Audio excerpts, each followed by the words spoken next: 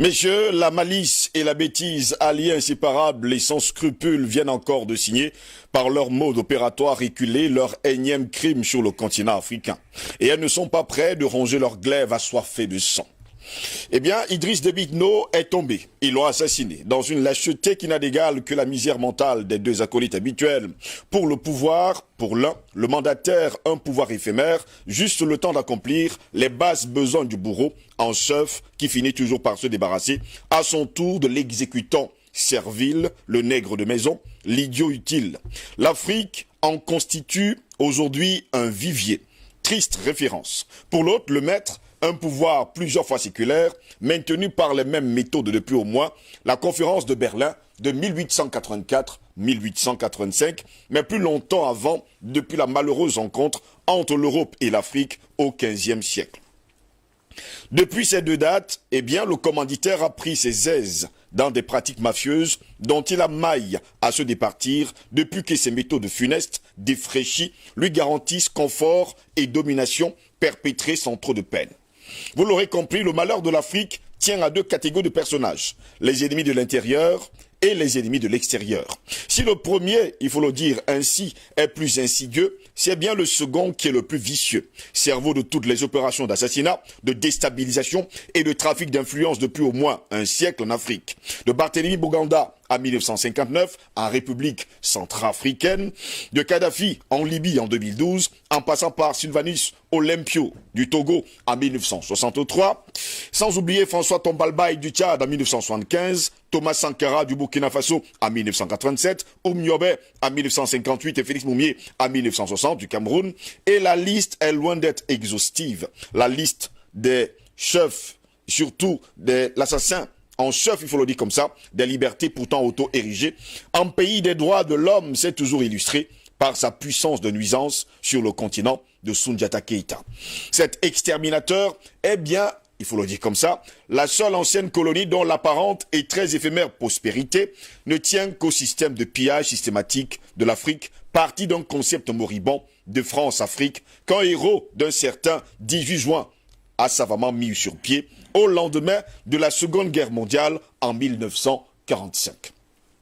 Depuis, tous frappés de paresse, doublés de malhonnêteté intellectuelle, congénitale, les successeurs du géant que par la taille n'ont jamais pu inventer un autre modèle que celui de la France sans su sur l'Afrique. Résultat des courses, la France s'accroche sans jamais pouvoir ni savoir se défaire de son pitoyable statut de parasite éternel, au point où même ses voisins européens commencent à s'en agacer. Mais la conséquence pour l'Afrique, c'est le chantage à la déstabilisation. Pour quiconque refuserait de se soumettre en affichant la moindre velléité de liberté. Le prédateur attitré de l'Afrique depuis la fin de la guerre des 100 ans en 1453 n'a jamais pu se défaire et surtout se refaire une santé économique en dehors de la traite négrière, la colonisation et le néocolonialisme actuel. Et ce n'est pas dans sa situation de décrépitude économique avancée actuelle qu'elle daignera changer de paradigme. Eh bien, depuis, la France s'est spécialisée dans la stratégie du chaos, verrouillée par des accords criminels après la Seconde Guerre mondiale, avec notamment la création par 3 Français du franc CFA, mais aussi des accords monétaires militaires, des accords économiques et politiques, officiels et officieux, après les pseudo-indépendances des années 1960, qui allaient sceller le sort de centaines de millions d'Africains. Bien, Jacques Foccart, le cerveau du général opportuniste, allait faire aujourd'hui chanter les chefs d'État africains en les imposant et en les démettant à sa guise. Depuis, les réseaux bien huilés de ces abominables semeurs de misère continuent de faire des victimes. Mais, à chaque fois qu'un chef d'État africain prit l'initiative de prendre et surtout de mettre sur pied la rupture totale avec la France et l'Occident, eh bien, messieurs, vous connaissez la suite. Il a été assassiné. Mais commençons déjà par regarder, messieurs, avec vous ce matin, cette vidéo qui date bien sûr d'il y a quelques jours, pendant, il faut le dire comme ça, la campagne électorale du côté du Tchad. Eh bien, le maréchal Idriss Déby Itno en parle. Il veut la rupture totale avec la France. Substitut aux ennemis de cette nation. Vous trouverez ailleurs en Afrique la même chose. Des gens qui se substituent d'hier à ceux qui nous ont colonisés, à ceux qui nous ont pillés, pour encore maintenir dans l'esclavage, dans le colonialisme, continuer à piller nos richesses et